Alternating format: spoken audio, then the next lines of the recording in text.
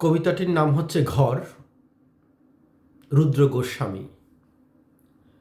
মেয়েটি পাখি হতে চাইল, আমি বুকের বাঁদিকে আকাশ পেতে দিলাম। 2-4 দিন ইচ্ছে মতো ওড়াউড়ি করে বলল তার একটা গাছ চাই। মাটিতে পা পুঁতে ঠায় দাঁড়িয়ে রইলাম। এডাল সেডাল ঘুরে ঘুরে সে আমাকে শোনালো অরণ্য বিষাদ। তারপর টানতে টানতে একটা পাহাড়ি ঝর্ণার কাছে নিয়ে এসে বলল তারও এমন একটা পাহাড় ছিল, সেও কখনো পাহাড়ের জন্য নদী হতো। আমি ঝর্ণার দিকে তাকিয়ে মেয়েটিকে বললাম, নদী আর নারীর বয়ে যাওয়ার কোনো পাপ থাকে না। সে কিছু ফুটে থাকা ফুলের দিকে তাকিয়ে জানতে চাইল কি নাম। বললাম গোলাপ।